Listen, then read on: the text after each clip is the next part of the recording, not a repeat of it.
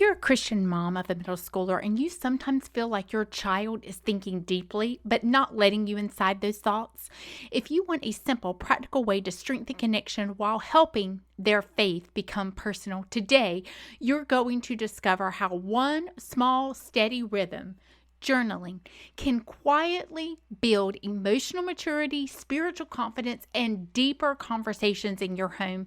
By the end of this episode, you will know how journaling creates safe emotional processing, how it strengthens connection without forcing conversation, and how it helps your tween internalize scripture instead of just hearing it. Welcome to the Faith Mom Mentor, the podcast for moms who want more than surface-level faith for themselves and their kids. I'm Ann, and if you're a mom who feels unsure where to start spiritually, worries you're not teaching your kids enough, and wants a calmer, more confident faith at home, you're in the right place. Here we cut through the noise and get grounded in truth.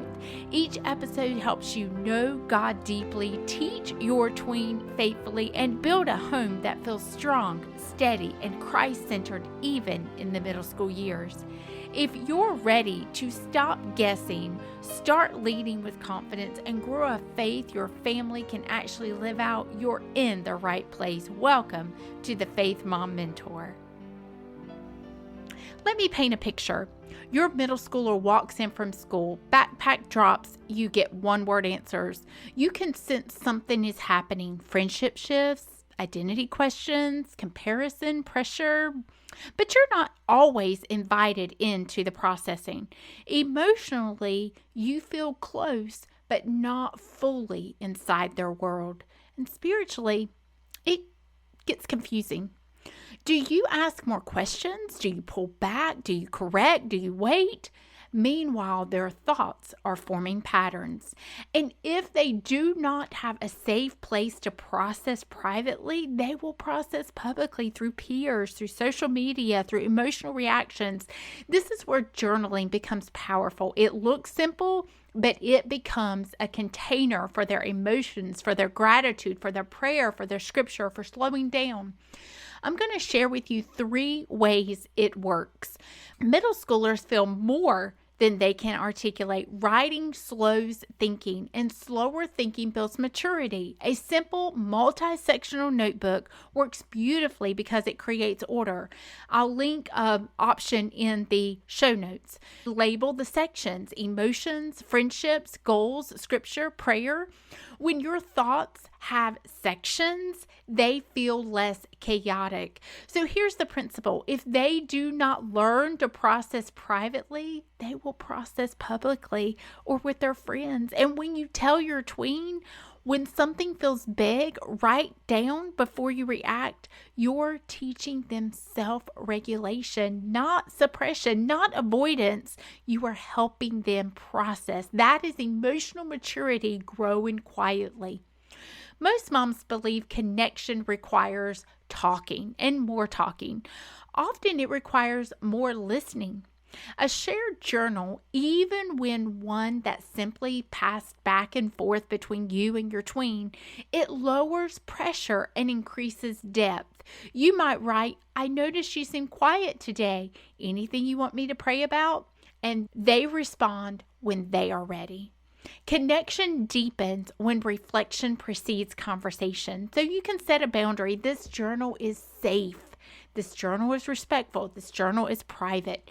When your tween knows their thoughts are honored, trust grows, and trust builds connection. Journaling deepens spiritual formation. Faith becomes personal when it is processed. Writing scripture slows it down. Gratitude builds awareness. Recording answered prayer builds confidence. You could structure a simple journal with just 3 sections: gratitude, prayer, and Bible study. When your tween writes down what God is teaching them, they begin recognizing growth. Instead of, "I guess I believe this," it becomes, "I saw God answer this. I learned this. I struggled here." Spiritual formation strengthens through repetition, small, steady, visible. Do not introduce journaling as correction. Introduce it as empowerment. Not, you need this because you're struggling, but you are growing into someone thoughtful. Let's give your thoughts a place to live. That shift turns resistance into ownership, and ownership builds maturity. You do not need complicated system to shape your tween's heart. You need simple, repeatable rhythms that shape thinking over time. Journaling is not about paper, it's about formation.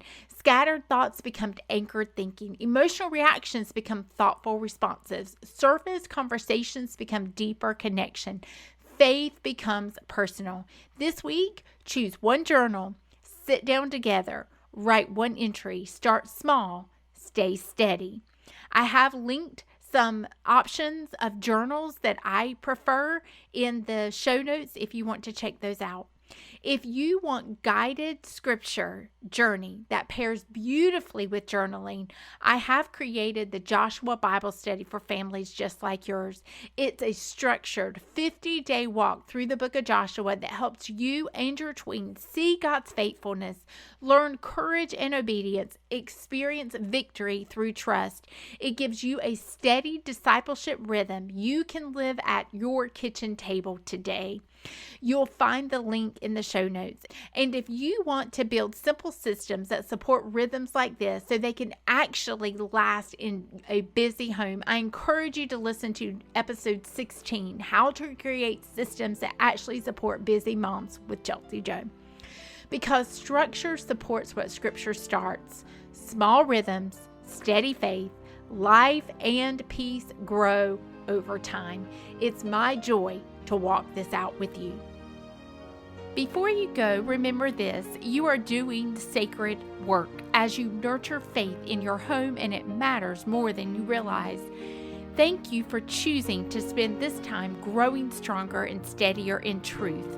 If today helped you take one more step forward, head to lifeandpeaceministries.com for simple faith-filled resources designed to support you as you know God deeply and teach your tween faithfully, including Faith Mom t-shirts and ways to connect for speaking and faith mentoring. You can also help another mom by following the show, leaving a quick review, or sharing this episode with somebody who needs encouragement right now. Until next time, keep leading with faith. Your faithfulness is shaping a legacy.